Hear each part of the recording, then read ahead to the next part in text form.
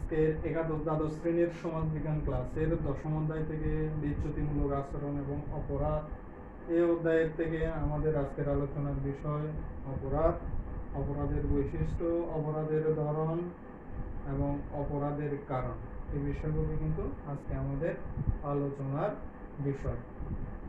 তাহলে দেখা যাক তাহলে অপরাধ কি। মূলত অপরাধ আমাদের সমাজে একেবারে অঙ্গাঙ্গিভাবে এই শব্দটি, অপরাধ শব্দটি জড়িত সেই প্রাচীন কাল থেকেই। এবং আমাদের সমাজে একটি জিনিস সমস্যা হয়ে থাকে, মানুষের কোন আচরণগুলোকে অপরাধ বলবো, কোন আচরণগুলো অপরাধ বলবো না, এগুলো শনাক্তের ক্ষেত্রে কিছু কিছু ক্ষেত্রে আমাদের সমস্যা দেখা যায়। এবং এই সমস্যা থেকে পরবর্তীতে মূলত মানুষের বিভিন্ন সময়ের প্রেক্ষাপটে সময়ের প্রেক্ষাপটে মূলত এই অপরাধের ধরনগুলো, অপরাধের বিষয়টিও পরিবর্তন হয়ে থাকে। যেটা এক সময় হয়তো অপরাধ হতো না, কিন্তু ওটা পরবর্তীতে দেখা যায় অপরাধ হিসেবে ওই ধরনের আচরণগুলো পর্যবসিত হচ্ছে, এগুলো এরকম করে দেখা যায়। মূলত অপরাধ বলতে সামাজিক মূল্যবোধের পরিপন্থী বা রাষ্ট্রের আইনের পরিপন্থী কার্যকলাপগুলোকে মূলত অপরাধ বলা হয়ে থাকে। অপরাধ বলতে সামাজিক মূল্যবোধের পরিপন্থী এবং রাষ্ট্রের আইনের পরিপন্থী আচার আচরণগুলোকে অপরাধ বলা হয়ে থাকে মূলত। এবং এই অপরাধ বিজ্ঞানী গারো ভালো বলতে চাইছেন মানুষের আবেগ ও অনুভূতিকে আহত করে এবং সমাজের জন্য যা ক্ষতিকর এমন কাজই হলো অপরাধ। অপরাধ বলতে অপরাধ বিজ্ঞানী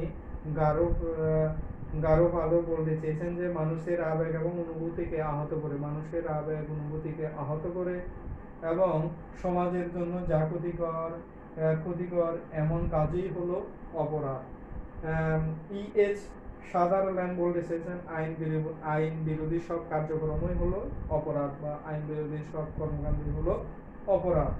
তাহলে পরিশেষে আমরা অপরাধ সম্পর্কে বলতে পারি মূলত অপরাধ হলো এমন কিছু মানুষের এমন কিছু আচার আচরণের সমষ্টি যেগুলো সমাজে প্রচলিত মূল্যবোধের পরিপন্থী, যে আচরণগুলো সমাজে প্রচলিত মূল্যবোধের পরিপন্থী এবং রাষ্ট্রীয় আইনের পরিপন্থী ওই ধরনের কার্যকলাপগুলোকে মূলত অপরাধ হিসেবে আমরা বলতে পারি। এই গেল অপরাধ কি। এরপরে আস্তে আস্তে অপরাধের বৈশিষ্ট্যগুলো।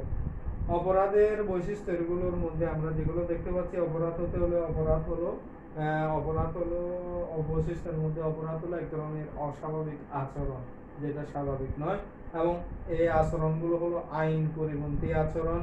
বিশেষ কোনো কর্তব্যে অবহেলা, অপরাধ হতে হলে বিশেষ কোনো কর্তব্যে অবহেলা এবং আইন ও সমাজের দৃষ্টিতে যে কর্মকাণ্ডগুলো শাস্তিযোগ্য, আইন এবং সমাজের দৃষ্টিতে যেগুলো হলো শাস্তিযোগ্য।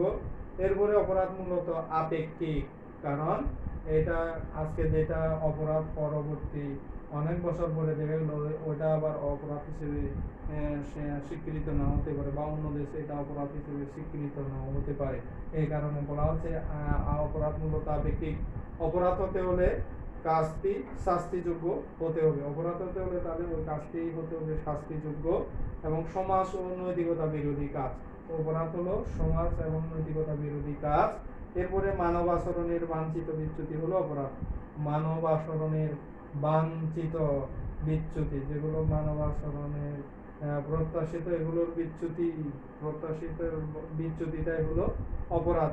এই কারণে তাহলে আমরা দেখতে পাচ্ছি অপরাধের বৈশিষ্ট্যের মধ্যে অস্বাভাবিক আচরণ, আইনের পরিপন্থী কাজ, কর্মকাণ্ড, বিশেষ কোনো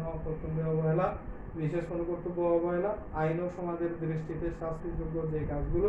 এরপরে অপরাধ মূলত আপেক্ষিক, অপরাধ হতে হলে কাজটি শাস্তিযোগ্য হতে হবে, সমাজের জন্য শাস্তিযোগ্য হতে হবে। এরপরে সমাজ ও নৈতিকতা বিরোধী হতে হবে ওই কাজটি। এরপরে মানব আচরণের বাঞ্ছিত বিচ্যুতি হতে হবে ওই আচরণগুলো, মানব আচরণের বাঞ্ছিত বিচ্যুতি হলো অপরাধ। তাহলে আমরা অপরাধের বৈশিষ্ট্যগুলো জানলাম। এরপরে আস্তে আস্তে অপরাধের ধরন বা প্রকারভেদ। সাধারণত আমরা অপরাধের 5টি প্রকরণ দেখতে পাই। একটা হলো কিশোর অপরাধ, 2 স্বীকারবিহীন অপরাধ, ভদ্রবেশী অপরাধ, এরপরে সংঘবদ্ধ অপরাধ, এরপরে সম্পত্তি ও ব্যক্তির বিরুদ্ধে সংঘটিত অপরাধ। এখন আসছে কিশোর অপরাধ কি। কিশোর অপরাধ বলতে যে কোনো সমাজে যে সমাজবিজ্ঞানীরা কিশোর অপরাধ বলতে যে সকল কিশোর বয়সে যে সকল মানুষগুলো, কিশোরেরা যে বয়সে এই অপরাধ আইন বিরোধী কর্মকাণ্ডে বা অপরাধমূলক কর্মকাণ্ডের সাথে জড়িত হয়, এইগুলোকেই তখন কিশোর অপরাধ বলা হয়ে থাকে। কিশোর অপরাধের বিশেষ করে এটা 18 বছরের নিচে যারা, এরাই কিন্তু কিশোর হিসেবে স্বীকৃত হয়ে থাকে। এবং এই বয়সে 18 বছরের নিচের বয়সের বা অনেক ক্ষেত্রে 7 থেকে 16 বছর বয়সের এদেরকে কিশোর বলা হয়। ওই বয়সের ভিতরে যারা এই ধরনের অপরাধমূলক কর্মকাণ্ডের সাথে জড়িত হবে, ওটাকে কিশোর অপরাধ হিসেবে পরিগণিত করা হবে। এবং এখানে কিশোর অপরাধের ক্ষেত্রে যে জিনিসগুলো দেখা যায়, চুরি, পকেটমার, উচ্ছৃঙ্খলতা, অশালীন আচরণ, খাপছাড়া আচরণ, মেয়েদের উত্ত্যক্ত করা, এগুলো হলো কিশোর বয়সে যদি এগুলো করে থাকে তাহলে এগুলো হলো কিশোর অপরাধ হিসেবে পরিগণিত হবে এই জিনিসগুলো। এবং এরপরে আস্তে আস্তে ক্ষতিগ্রস্ত বা শিকারবিহীন অপরাধ।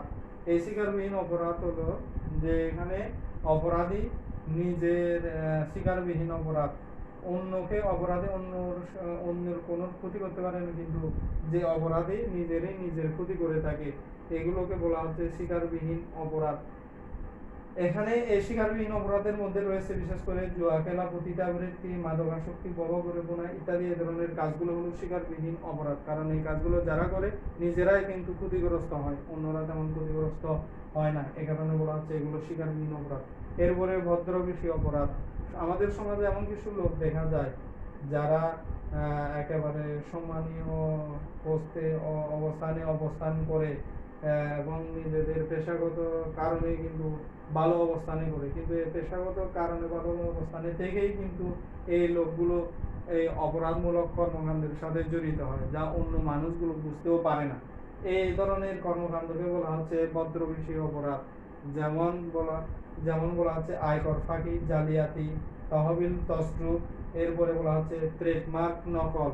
তহবিল তছরূপ, আয়কর ফাঁকি, জালিয়াতি, ট্রেডমার্ক নকল, এই কাজগুলো হলো ভদ্রবেশী অপরাধ হিসেবে পরিগণিত হয়। এরপরে বলা হচ্ছে সংঘবদ্ধ অপরাধ। সংঘবদ্ধ অপরাধ হলো যখন একের অধিক লোক সংগঠিত হয়ে কোনো অপরাধমূলক কর্মকাণ্ড সংগঠিত করে, অপরাধমূলক কর্মকাণ্ড এর সাথে যুক্ত হয়, তখন এটাকে বলা হচ্ছে সংঘবদ্ধ অপরাধ। এই সংঘবদ্ধ অপরাধের ক্ষেত্রে দেখা যাচ্ছে বিশেষ করে মাফিয়া চক্র, জুয়া, নারী ও শিশু পাচার, মাদকদ্রব্য ক্রয় বিক্রয়, এই ধরনের কাজগুলো হলো এই সংঘবদ্ধ অপরাধের সাথে জড়িত এগুলো, এবং এগুলো সংঘবদ্ধ অপরাধ। এরপরে বলা হচ্ছে সম্পত্তি ও ব্যক্তির বিরুদ্ধে অপরাধ। এখানে এই পাশ্চাত্য সমাজবিজ্ঞানীরাই মূলত এই গুরুত্বপূর্ণ অপরাধের ধরনটির কথা বলেছেন, সেটি যেটা সম্পত্তি এবং ব্যক্তির বিরুদ্ধে অপরাধ হিসেবে পরিগণিত। এ ধরনের অপরাধের গুরুত্বপূর্ণ যে জিনিসগুলো দেখা যায় মূলত এখানে সম্পত্তি আত্মসাৎ, চুরি, ছিনতাই, ডাকাতি, জবরদখল, হত্যা বা হত্যার চেষ্টা, মারধর, মানহানি ইত্যাদি। এই কাজগুলো সম্পত্তি ও ব্যক্তির বিরুদ্ধে অপরাধ, একজন ব্যক্তির বিরুদ্ধে সংঘটিত অপরাধ। যেমন সাম্প্রতিককালে হতাহত সহ প্রতিষ্ঠাতাকে যে সম্পত্তি আত্মসাতের কারণে হত্যা করা হয়েছে, এটাও কিন্তু এখানে সম্পত্তি ব্যক্তির বিরুদ্ধে অপরাধ হিসেবে পরিগণিত হবে। তাহলে আমরা অপরাধের ধরন 5টি পেলাম। কিশোর অপরাধ, কিশোর কিশোরী বয়সীরা যারা অপরাধমূলক কর্মকাণ্ডে জড়িত হয়, এটাকে কিশোর অপরাধ বলা হয়। শিকারবিহীন অপরাধ, এখানে শুধু অপরাধী ক্ষতিগ্রস্ত। ভদ্রবেশী অপরাধ, যেটা মনে হয় না যে ওই লোকটি অপরাধ করতে পারে, কিন্তু এটা অন্য লোকগুলোর অজান্তে কিন্তু নানা ধরনের অপরাধমূলক কর্মকাণ্ড করে থাকে। সংগঠিত অপরাধ, যেটা চক্রের মাধ্যমে সংগঠিত হয়ে মানুষগুলো করে থাকে, মাফিয়া চক্র। এরপরে সম্পত্তি ব্যক্তির বিরুদ্ধে অপরাধ। এই 5 ধরনের অপরাধের প্রকারভেদগুলো আমরা জানলাম। এরপরে আস্তে আস্তে অপরাধের কারণগুলো, এই ধরনের অপরাধগুলো কেন সংগঠিত, এর কারণগুলো আমরা এখন জানবো। অপরাধের কারণের মধ্যে একটা হলো ভৌগোলিক পরিবেশ। ভৌগোলিক পরিবেশের কারণেও নানা ধরনের অপরাধ সংঘটিত হয়, যেমন পাহাড়ি এলাকা, তারপরে চর এলাকা, এগুলোর ক্ষেত্রে অপরাধ বেশি পরিমাণে সংঘটিত হয়ে থাকে। ভৌগোলিক পরিবেশের কারণে এই ধরনের অপরাধগুলো সংঘটিত হয়। এবং মরুভূমি অঞ্চলে, কারণ ওগুলোকে অপরাধ করে মানুষগুলো চট করে ওখান থেকে আইন শৃঙ্খলা রক্ষাকারী বাহিনী থেকে পালিয়ে যাওয়ার সুযোগ থাকে। এই ধরনের করে ভৌগোলিক পরিবেশের কারণেও সমাজে এই অপরাধগুলো সংঘটিত হয়, এই ভৌগোলিক পরিবেশের কারণে অপরাধ হয়। এরপরে বলা হচ্ছে দৈহিক এবং মানসিক প্রকৃতি। দৈহিক এবং মানসিক প্রকৃতি, শারীরিক অসুস্থতা এবং মানসিক অসুস্থতার কারণেও মানুষ অনেক ক্ষেত্রে অপরাধ সংঘটিত করে থাকে। যেমন বিশেষ করে যারা খাত প্রকৃতির লোক, এই লোকগুলো অপরাধের কর্মকাণ্ডের সাথে জড়িত থাকে বিভিন্ন। আবার যারা দৈহিকভাবে অধিক শক্তিশালী, এ ধরনের লোকগুলো কিন্তু এই অপরাধমূলক কর্মকাণ্ডের ক্ষেত্রে সংঘটিত হতে থাকে। এগুলো ভয় দর থাকে না এই লোকগুলোর ক্ষেত্রে, এই কারণে এরা অপরাধমূলক কাণ্ড গতিয়ে থাকে। এবং বলা হচ্ছে বংশগতির প্রভাব। বংশগতির প্রভাবের ক্ষেত্রে এখানে মূলত বংশগতির মেন্ডেলের সূত্র অনুযায়ী বংশগতভাবেই এমন কিছু মানুষ রয়েছে যারা অপরাধী হিসেবে জন্ম নেয় এবং ওদের পূর্বপুরুষ থেকে এ ধরনের জিনগতভাবে এই আচরণগুলো বা বৈশিষ্ট্যগুলো, শারীরিক ও মানসিক বৈশিষ্ট্যগুলো চুরি করার এই অভ্যাসগত বৈশিষ্ট্যগুলো লাভ করে থাকে বলে এখানে বংশগতির প্রভাবের কথা বলা হয়েছে। বংশগতভাবে অপরাধীমূলক অপরাধ সংগঠন করার ক্ষেত্রে আনন্দ পায়, মজা পায়, নানা ধরনের বিকার এই সমস্যাগুলোর কারণে, বংশগত সমস্যার কারণে কিন্তু মানুষ অপরাধ সংগঠন করে থাকে। এরপরে অর্থনৈতিক কারণ। অর্থনৈতিক কারণেও দেখা যায় যে ধরনের অপরাধগুলো সংঘটিত হয়, এই অধিকাংশই গরিব পরিবারের, গরিব অর্থনৈতিকভাবে অসচ্ছল এই ধরনের মানুষগুলো নানা ধরনের চুরি ডাকাতি ছিনতাইয়ের ক্ষেত্রে জড়িত থাকে। এগুলো দেখা যায় অর্থনৈতিক কারণে। আবার দেখা যায় যে এই পুঁজিবাদী অর্থনৈতিক ব্যবস্থার কারণে গুটি কয়েক মানুষের কাছে সম্পত্তি চলে যায় এবং ওই সম্পত্তি চলে যাওয়া মানুষগুলোই মূলত রাষ্ট্রের ক্ষমতায় থাকে এবং এরাই মূলত অপরাধীর আইন কানুন প্রণয়ন করে নিজেদের মতো করে এবং অন্যান্য মানুষগুলোর ক্ষেত্রে কঠোর শাস্তির ব্যবস্থা করে, কিন্তু নিজেদের অপরাধ করলে ওই শাস্তি থেকে নিজেরা মুক্ত থাকে, অব্যাহতি পায়। এই ধরনের বৈষম্যের কারণেও কিন্তু, এই অর্থনৈতিক বৈষম্যের কারণেও মানুষের মধ্যে অপরাধ প্রবণতা তৈরি হয়ে থাকে। এখানে এই জিনিসগুলোর কথা বলা হচ্ছে। গরিব শোষিত নির্যাতিত মানুষগুলো নিজেদের অবস্থা থেকে মুক্ত হওয়ার জন্য কিন্তু আর্থিকভাবে সচ্ছলতা লাভ করার ক্ষেত্রে কিন্তু গরিব মানুষগুলো কি অপরাধমূলক চুরি ডাকাতি বিভিন্ন ধরনের অপরাধমূলক কর্মকাণ্ড ছিনতাই রাজধানীর সাথে জড়িত হয়। এই কারণে অর্থনৈতিক কারণেও সমাজের অপরাধ দেখা দেয়। এরপরে আসতেছে সামাজিক কারণ এবং সমাজবিজ্ঞানের ক্ষেত্রে এই সামাজিক কারণটাই মূলত মূল ভূমিকা, গুরুত্বপূর্ণ ভূমিকা পালন করে অপরাধ সংগঠনের ক্ষেত্রে। এই সামাজিক কারণগুলোর ক্ষেত্রে অনেকগুলো কারণ দেখা যায়। আমরা সামাজিক কারণগুলোর মধ্যে অনেকগুলো বিষয় দেখতে পাই। এই বিষয়গুলোর মধ্যে, সামাজিক কারণের মধ্যে যে বিষয়গুলো জড়িত রয়েছে আমরা দেখতে পাই পারিবারিক পরিবেশ। একজন মানুষ অপরাধ সংগঠনের ক্ষেত্রে পারিবারিক পরিবেশটা কেমন তাও নির্ভর করে। পারিবারিক পরিবেশ যদি সুন্দর সুশৃঙ্খল হয় তাহলে ওই পরিবেশের মানুষগুলো কোনোদিন অপরাধের কর্মকাণ্ডের সাথে সহজে জড়িত হবে না, জড়িত হয় না। যেখানে পারিবারিক পরিবেশ একটু পারিবারিক পরিবেশের অবস্থা একটু খারাপ, কঠোর শাসনের মধ্যে থাকতে হয়, এই ধরনের পারিবারিক পরিবেশের মানুষগুলো মূলত কিন্তু অপরাধমূলক কর্মকাণ্ডের সাথে জড়িত হয়ে থাকে। সামাজিক কারণের মধ্যে এখানে পারিবারিক পরিবেশ ভূমিকা রাখে। পারিবারিক অশান্তি যদি বিরাজ করে তাহলে ওই পরিবেশের মানুষগুলো অপরাধমূলক কর্মকাণ্ডের সাথে জড়িত হয়। এরপরে খেলাধুলার পরিবেশ। খেলাধুলার সুস্থ দেহে সুস্থ মন। খেলাধুলার সাথে জড়িত মানুষগুলো ওদের মন মানসিকতা সুস্থ থাকে এবং সুস্থ থাকার কারণে অন্যায় সমাজে অকল্যাণমূলক অন্যায়মূলক কাজে এই মানুষগুলো জড়িত হয় না। এ কারণে বলা হচ্ছে খেলাধুলার পরিবেশ। খেলাধুলার পরিবেশ যদি ভালো থাকে, ওই সমাজের যদি খেলাধুলার পর্যাপ্ত সুযোগ সুবিধাগুলো থাকে তাহলে ওই সমাজের মধ্যে অপরাধমূলক কর্মকাণ্ডগুলো কম দেখা দেবে এবং ওগুলো ওই ধরনের মানুষগুলো অপরাধমূলক কর্মকাণ্ডের সাথে জড়িত হবেও না। এই তাহলে সামাজিক কারণের মধ্যে খেলাধুলার পরিবেশটাও কিন্তু অপরাধমূলক কর্মকাণ্ডের, যেখানে এই খেলাধুলার পরিবেশ থাকবে না, মানুষগুলোর মধ্যে বন্দি থাকবে একটা জায়গার মধ্যে, তখন এখানে ক্ষেত্রে সামাজিক অপরাধগুলো কর্মকাণ্ডগুলো ওই মানুষগুলোর দ্বারা সংঘটিত হতে দেখা যায়। এরপরে বলা হচ্ছে শিক্ষা প্রতিষ্ঠান। অপরাধমূলক কর্মকাণ্ডের ক্ষেত্রে শিক্ষা প্রতিষ্ঠান গুরুত্বপূর্ণ ভূমিকা পালন করে। শিক্ষা প্রতিষ্ঠানে মানুষ গিয়ে সমাজের মূল্যবোধ আচার আচরণগুলো, রীতিনীতিগুলো, আইন কানুনগুলো শিখে নেয় এবং ওই সমাজের মূল্যবোধ আচার আচরণ থেকে বিভিন্ন পরিবেশের মানুষ যখন এক জায়গায় শিখতে যায়, ওইখানে যদি নানা প্রকারের বৈষম্যমূলক আচরণ করা হয়, এগুলো যদি দেখানো হয় তাহলে ওই বৈষম্যমূলক আচরণের গুলো থেকেই কিন্তু পরবর্তীতে ওই মানুষগুলো অন্যান্য অপরাধমূলক কর্মকাণ্ডে জড়িত হওয়ার ক্ষেত্রে উৎসাহ বোধ করবে, উৎসাহ পাবে। এ কারণে বলা হচ্ছে শিক্ষা প্রতিষ্ঠানও কিন্তু সামাজিক কারণ, অপরাধ সৃষ্টির ক্ষেত্রে সামাজিক কারণ। শিক্ষা প্রতিষ্ঠানগুলো যদি ভালো শিক্ষা ব্যবস্থা না থেকে শিক্ষা দেওয়া না হয়, তাহলে কিন্তু এখানে অপরাধমূলক কর্মকাণ্ড তৈরি, অপরাধী মানুষ ওইখান থেকে বের হয়ে আসবে। এরপরে বলা হচ্ছে সামাজিক রীতিনীতি।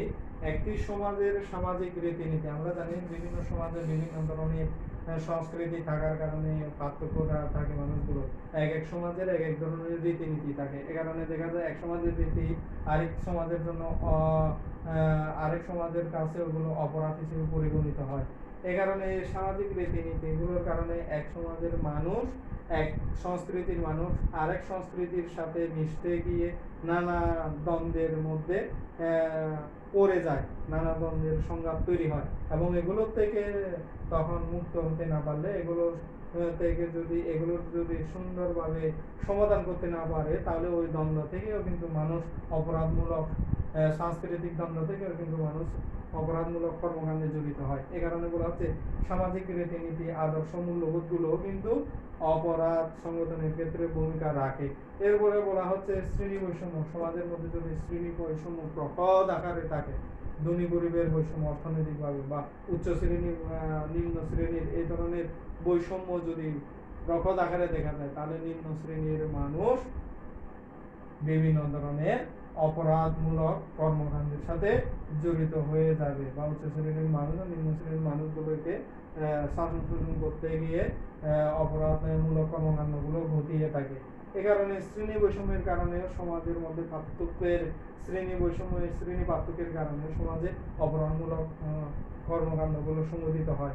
এরপরে বলা হচ্ছে সুস্থ বিনোদনের অভাব রয়েছে। যে সমাজে সুস্থ বিনোদনের অভাব থাকে, তাহলে ওই সমাজের মানুষগুলো সুস্থ মানসিকতা নিয়ে গড়ে উঠতে পারবে না। আর সুস্থ মানসিকতা নিয়ে গড়ে উঠতে না পারলে ওখানে অপরাধমূলক কর্মকাণ্ডগুলো সংঘটিত হবে। এ কারণে সুস্থ বিনোদনের অভাবও কিন্তু সামাজিক অপরাধ সংগঠনের ক্ষেত্রে ভূমিকা রাখে। এরপরে বলা হচ্ছে কোর্ট এবং জেলখানা। কোর্ট এবং জেলখানার ক্ষেত্রে এখানে দেখা যাচ্ছে যে কোর্ট হলো বিচার করা হয়, এবং জেলখানা হলো সংশোধনমূলক ব্যবস্থা। কিন্তু এখানে দেখা যায় আইন কোর্টের যদি অনেক সময় নিরপরাধ ব্যক্তিরা অপরাধী হিসেবে শাস্তি ভোগ করে এবং ওদেরকে জেলখানা প্রেরণ করা হয়, এবং ওই লোকগুলো নিরপরাধ মানুষগুলো অপরাধী হওয়ার কারণে, শাস্তি ভোগ করার কারণে ওইখান থেকে মানসিক দ্বন্দ্ব থেকে কিন্তু ওরা অপরাধমূলক কর্মকাণ্ডে জড়িত হতে পারে, জড়িত হয় পরবর্তীতে। বা ওইখানে জেলখানায় গিয়ে যদি বড় কোনো অপরাধীর সাথে পরিচয় হয় এবং ওই অপরাধীর সাথে মিলামেশা করতে গিয়ে, সামাজিক সম্পর্ক তৈরি করতে গিয়ে পরবর্তীতে ওরাও অপরাধমূলক কর্মকাণ্ডের সাথে জড়িত হয়ে পড়ে। এই কারণে বলা হচ্ছে এখানে অনেক ক্ষেত্রে লঘু অপরাধে একেবারে অনেক ধরনের বড় বড় শাস্তি দেওয়া হয়। লঘু অপরাধে বড় শাস্তি দেওয়া হয়, যে শাস্তি পাওয়া দরকার এর থেকে অধিক পরিমাণে শাস্তি দেওয়া হয়। এই ধরনের যদি করা হয়, তাহলে ওই ধরনের লোকগুলো তখন ওই অবস্থা থেকে, মানসিক অবস্থা থেকে কিন্তু পরবর্তীতে অপরাধী হিসেবে অপরাধমূলক কর্মকাণ্ডে জড়িত হয়ে পড়ে। এ ধরনের করে কোর্ট এবং জেলখানার ক্ষেত্রে কিন্তু এই অপরাধ সামাজিক কারণ হিসেবে অপরাধীর কারণগুলোর ক্ষেত্রে ভূমিকা রাখে। এরপরে বলা হচ্ছে জটিল সমাজ ব্যবস্থা। হারবার্ট স্পেন্সার বলেছেন, সমাজ ক্রমশ সহজ সরল অবস্থা থেকে জটিল থেকে আরো অধিক পরিমাণ জটিল অবস্থায় পরিবর্তিত হচ্ছে সমাজ, এবং এই জটিল রূপ ধারণ করার ক্ষেত্রে সমাজের সাথে, এই জটিল অবস্থার সাথে মানুষগুলো খাপ খাওয়াতে পারে না, এবং এই খাপ খাওয়াতে না পারার কারণেই মূলত পরবর্তীতে সামাজিক এই পরিস্থিতির সাথে খাপ খাওয়াতে না পেরে মানুষগুলো অপরাধমূলক কাজ গতিয়ে থাকে, অপরাধমূলক কর্মকাণ্ডগুলো করে থাকে, এবং এভাবে মূলত বিভিন্ন ধরনের অপরাধ সামাজিক কারণ, অপরাধের সামাজিক কারণ হিসেবে বিভিন্ন ধরনের অপরাধগুলো দেখা যায়। বিশেষ করে বাংলাদেশে সম্প্রতি যৌন হয়রানির আশঙ্কাজনকভাবে বৃদ্ধি পাচ্ছে বাংলাদেশের বর্তমানে। তাহলে এইগুলো বৃদ্ধি পাওয়ার কারণ হলো এখানে এই জটিল সমাজ ব্যবস্থা। আগে সশ্রম সমাজ থেকে ক্রমশ জটিল সমাজ বৃদ্ধির সাথে সাথে জটিল ধারণ করতেছে, জটিল সমাজে রূপ নিচ্ছে। এই রূপ নেওয়ার ক্ষেত্রে এই পরিবর্তিত পরিবেশের সাথে পরিবেশের সাথে খাপ খাওয়াতে না পারার কারণে মানুষগুলো অপরাধমূলক কর্মকাণ্ডগুলো সংগঠিত করে থাকে। তাহলে আজকের ক্লাসটিতে আমরা জানতে পারলাম অপরাধ কি, অপরাধের বৈশিষ্ট্যগুলো, অপরাধের ধরনগুলো আমরা জানতে পারলাম। 5টি ধরন অপরাধের কারণগুলো জানলাম আমরা, 5টি কারণ জানলাম। 5টি কারণের মধ্যে সামাজিক কারণের ভিতরে আরো অনেকগুলো বিষয় জড়িত রয়েছে যেগুলো আমি আলোচনা করলাম। তাহলে এখান থেকে আমাদের পড়তে হবে অপরাধ কি, অপরাধের বৈশিষ্ট্যগুলো অনুধাবনমূলক জ্ঞানমূলকের জন্য পড়তে হবে, অপরাধের ধরনগুলো অনুধাবনের জন্য পড়তে হবে অপরাধের ধরনগুলো, এরপরে অপরাধের কারণ, অপরাধের কারণগুলো ব্যাখ্যা করো বিশ্লেষণ করো, বা অপরাধের কারণ হিসেবে ভৌগোলিক কারণ ব্যাখ্যা করো বিশ্লেষণ করো, যে কোনো একটা কারণ। অপরাধের কারণ হিসেবে সামাজিক কারণ ব্যাখ্যা করো বিশ্লেষণ করো, এর উপরে কোনো একটা উদ্দীপক দিয়ে এই ধরনের করে ব্যাখ্যা করো বিশ্লেষণ করো, এই ধরনের প্রশ্নগুলো হতে পারে। তাহলে আজকের এই ক্লাস থেকে তোমাদেরকে এই অনুযায়ী যেভাবে বললাম এই অনুযায়ী করে তোমাদেরকে প্রস্তুতি নিতে হবে, পড়তে হবে। তাহলে আজকে এই পর্যন্ত।